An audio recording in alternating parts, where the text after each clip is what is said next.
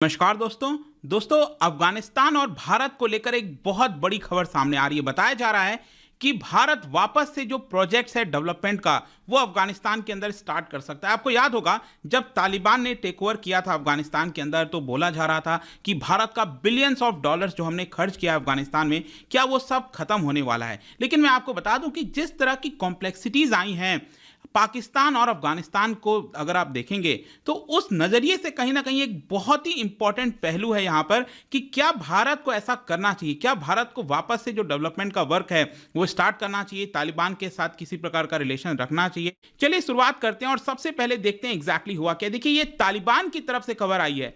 तालिबान की तरफ से ये बोला क्या है कि भारत बहुत जल्द लगभग 20 स्टॉल्ड प्रोजेक्ट जो कि रुका हुआ है लंबे समय से उसको वापस से रीस्टार्ट कर सकता है। और ये सारी चीजें जो अफगानिस्तान के अंदर वहां की ministry of urban development and housing है उनके द्वारा बोला गया। उन्होंने ये कहा कि जो भारत के एनवाई हैं, आपको याद होगा कि भारत की तरफ से अभी हमने फुल फ्लेज्ड जो एम्बेसी है वो अफगानिस्तान के अंदर स्टार्ट नहीं की है, लेकिन एक टेक्निकल टीम वहां पर भेजी हुई है। तो हमारे जो एनवाई हैं वो उनको यहां पर तालिबान मनाने की कोशिश कर रहा है कि भारत जो है वो जल्द से जल्द जो डेवलपमेंट का प्रोजेक्ट्स है वो स्टार्ट कर सके ताकि अफगानिस्तान को एक अलग से रिकॉग्निशन हो। क्योंकि जब से तालिबान का टेक ओवर हुआ है अभी तक किसी भी देश ने पूरी तरह से ऑफिशियल तालिबान का जो गवर्नेंस है, गवर्नमेंट है, उसको रिकॉग्नाइज नहीं किया है। यहां पर इनफैक्ट आप देख पाओगे जो इनके स्पोक्स पर्सन है वहां की जो मिनिस्ट्री है अर्बन डेवलपमेंट की, उन्होंने यही कहा है कि projects they were implemented during the former government वो अभी डिले हो चुके हैं जो पॉलिटिकल चेंज हुआ था उसकी वजह से, लेकिन अब वापस से ये जो प्रोजेक्ट्स हैं उसको रीस्टार्ट किया जाएगा। वैसे मैं आपको बता दूं कि जब तालिबान ने टेक ओवर किया था तो यहां पर हमने अपनी जो एम्बेसी है काबुल के अंदर और बाकी जगहों पर उसको बंद कर दिया था अफगानिस्तान में, लेकिन वापस से इसी साल जून के महीने में खबर आई थी कि भारत ने अपनी एक टेक्निकल टीम भेजी है।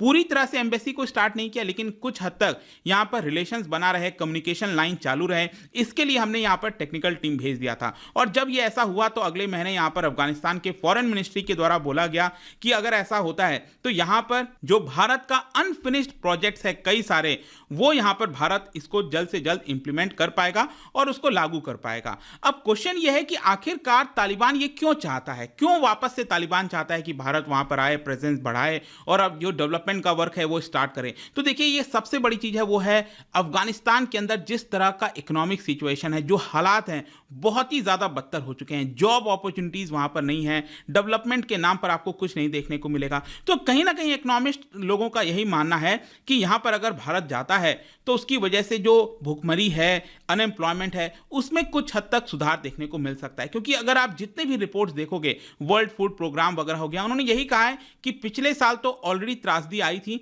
लेकिन इस साल भी ये जो विंटर का मंथ चल रहा है इसमें वापस से बहुत सारे जॉब्स डिसअपियर हो जाएंगे, इकोनॉमी ट्रबल होगी, कंबल हो जाएगी और होम्स, लाइवलीहुड, क्लाइमेट शॉक की वजह से बहुत बड़े संकट में इस समय अफगानिस्तान है। तो कहीं ना कहीं उसको जरूरत है, आर्थिक मदद की आवश्यकता है, डेवलपमेंट की आवश्यकता है ताकि लोग अपने पैरों पर खड़े हो सकें। अब क्वेश्चन यह है कि हाउ इंडिया इज हेल्पिंग। इन सारी चीजों के बीच में अगर आप देखोगे तो भारत ने ऑलरेडी कई सारे जो ह्यूमैनिटेरियन जो मदद होती है वो हमने ऑलरेडी दिया हुआ है, चाहे मेडिसिन हो, वीट हो। जैसे आप देख सकते हो 20,000 मेट्रिक टन्स ऑफ वीट हमने ऑलरेडी वहां पर सप्लाई किया है, 13 टन्स ऑफ मेडिसिन हो गया, 5 लाख डोजेज ऑफ कोविड-19 वैक्सीन, विंटर के लिए क्लोथिंग हो गया। ये सब कुछ भारत ने दिया। ये हमने वहां पर एक हॉस्पिटल है काबुल के अंदर जिसका नाम है इंदिरा गांधी चिल्ड्रन हॉस्पिटल, उनको दिया। यूएन की जो एजेंसीज है, World Health Organization, World Food Programme, उनको भी दिया था। और फर्दर और कई सारे जो असिस्टेंस है वो लगातार भारत जो है देता रहता है। लेकिन इसके साथ साथ क्वेश्चन ये भी है कि क्या इसको देखते हुए भारत ने तालिबान को रिकॉग्नाइज कर लिया है, वहां की जो गवर्नमेंट बनी है क्या उसको लेजिटिमाइज कर लिया है? देखो अभी ऐसा नहीं है। इंडिया ने अभी अफगानिस्तान के अंदर जो नई रजीम आई है तालिबान की उसको ऑफिशियल तरीके से रिकॉग्नाइज नहीं किया है, क्योंकि भारत ने अभी पहले मांग किया है कि हमने अफगानिस्तान के अंदर इंक्लूसिव गवर्नमेंट होनी चाहिए, माइनॉरिटीज में हो उसमें, या फिर उसके अंदर जो वुमेन की रिप्रेजेंटेशन है वो भी होना चाहिए, और जो अफगानिस्तान का सॉइल है वो टेररिज्म के लिए इस्तेमाल नहीं हो। तो ये सारी मांगे हैं भारत की तरफ से, तो कहीं ना कहीं ये भी देखा जाएगा। लेकिन यहां पर मैं आपको बताऊं तो अफगानिस्तान के अंदर भारत के प्रोजेक्ट्स क्या क्या चल रहे हैं वो मैं आपको दिखा देता हूं।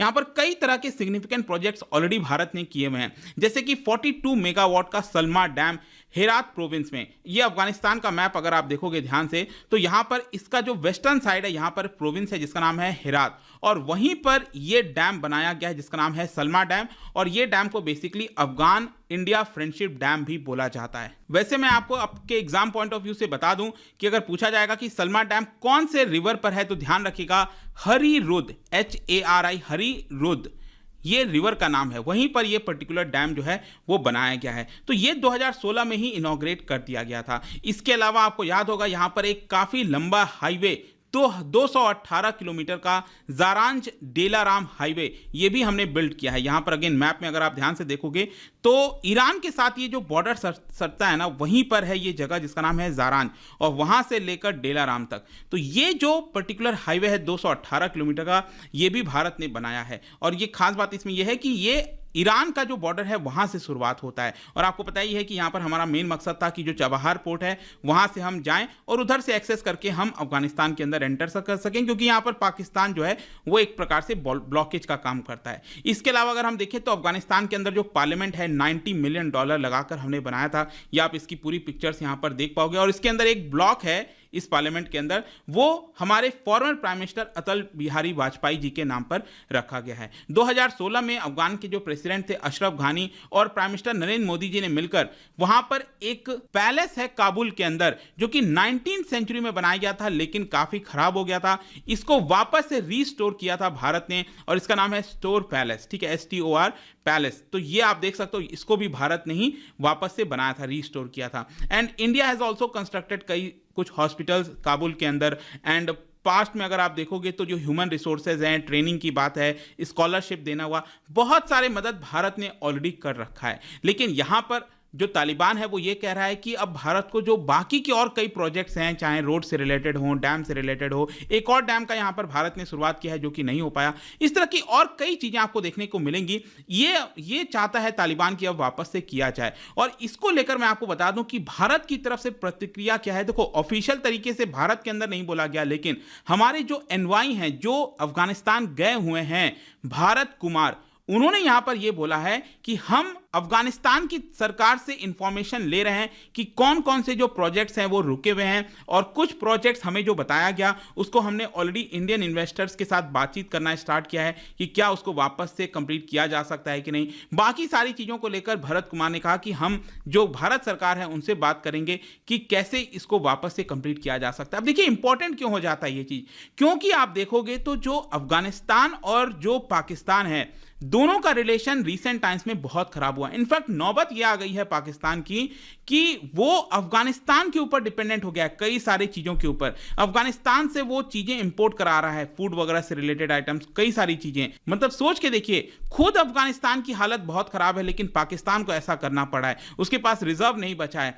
तो यहां पर अभी रिसेंटली अभी ये खबर देख सकते हो, एक दिन पहले आया था कि यहां पर जो पाकिस्तान के एनवाई हैं जो अफगानिस्तान के अंदर थे, उनके ऊपर शूटिंग की गई है। तो यहां पर शॉट्स फायर किए गए हैं, गोली चलाई गई है। तो इस तरह की चीजें आपको देख